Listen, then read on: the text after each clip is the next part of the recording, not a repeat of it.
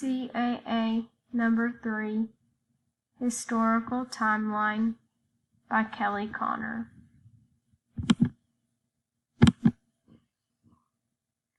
Brown v. Board of Education, 1954.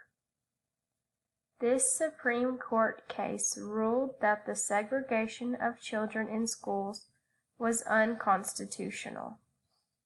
This court case also helped everyone realize that separate but equal education opportunities in all other services actually were not equal. The judge ruled that all segregated schools were fully unequal and that the children were being deprived of the equal protection of the laws guaranteed by the 14th Amendment. The Civil Rights Act, Title IX, 1964.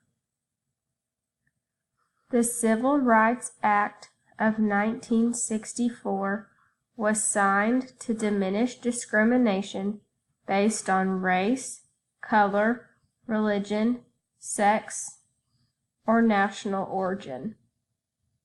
It also required equal access to public places and employment, and enforced desegregation of schools and the right to vote. Even though this act was put into place in order to diminish discrimination, it had failed to do so completely.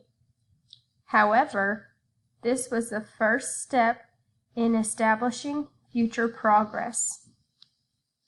Every single school district now, because of the Civil Rights Act, has to follow the laws of Title IX in order to help create an equal education opportunity for all students, no matter their religion, color, or sex.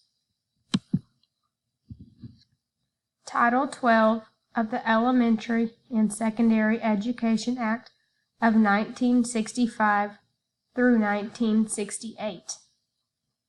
Title 12 of the Elementary and Secondary Education Act provided funding for bilingual education and created programs for the advancement of Native Hawaiians, Alaskans, and Native Americans. This act also held the schools accountable and helped to increase equality in education all over the nation. The students who are covered under this act include children of low-income families, particularly rural, Native American, neglected, migrant, homeless, and English language limited families.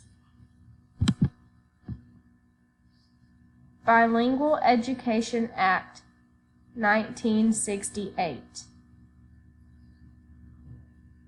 The most important aspect of the Bilingual Education Act was the establishment of separate bilingual classes for the English language limited students, and acknowledging that educating them alongside proficient students was detrimental to their long-term development and education. The bilingual program helped to prepare the students to join their English-speaking peers as soon as they could. It also helped those students become as successful in the classroom as possible.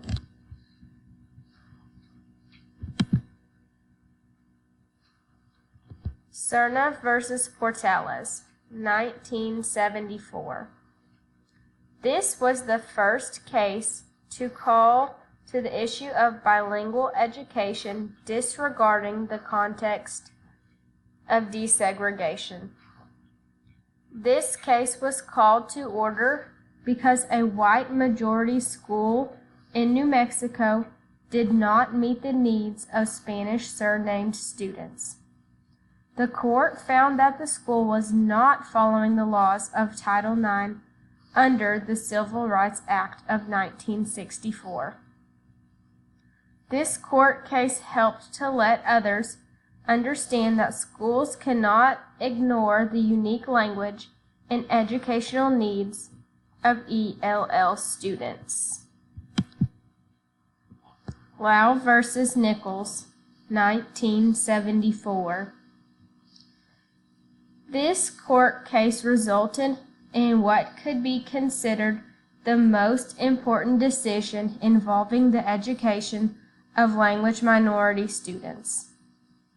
Lau versus Nichols was called to action by Chinese American students in the San Francisco United School District who were placed in mainstream classrooms despite their lack of proficiency in English and were left to sink or swim. Because of this court case, the government created the Lau remedies. The Lau remedies applied to any and all school districts in the nation. The Lau remedies require districts to implement bilingual educations for LEP students. The Equal Education Opportunity Act of 1974. The Equal Education Opportunity Act of 1974 was an amendment added on to the Elementary and Secondary Education Act of 1965. This act was effective when schools in the United States were involved in court cases regarding the desegregation of schools. The Equal Education Opportunity Act follows the regulations of Title IX of the Civil Rights Act of 1964. In the Equal Education Opportunities Act, Congress did not define the term appropriate action, thereby leaving the interpretation initially to the state educational agencies and eventually to judicial review. Rios versus Reed, 1978. In this court case, Puerto Rican parents brought suit claiming that many so-called bilingual education programs were not bilingual but based mainly on ESL. The court found the schools to be inadequate in having trained bilingual teachers, clearly defined curriculum, clear criteria, and strong guidelines about how much of the instruction should be taught in the student's native language. Although there was no specific solution to this case, it is still important because it helped to make a strong case for schools offering bilingual education and executing it appropriately. Castaneda versus Pickard, 1981. This court case originated in Texas, where Raymondville Independent School District was accused of not addressing the needs of bilingual students according to the Equal Education Opportunities Act. The court came to the conclusion that Raymondville ISD did indeed fail to meet the requirements of the Equal Education Opportunities Act. A major outcome of this case is a three-pronged test to determine whether schools are taking appropriate action to address the needs of ELL students as required by the Equal Education Opportunities Act. This test states that the students must be 1. Based on sound educational theory, 2. Implemented effectively with sufficient resources and personnel, and 3. Evaluated to determine whether they are effective in helping students overcome language barriers. No Child Left Behind Act, 2002. The goal of the No Child Left Behind Act was to create an equal education opportunity for students in poverty, minorities, and students receiving special education, and limited English language students.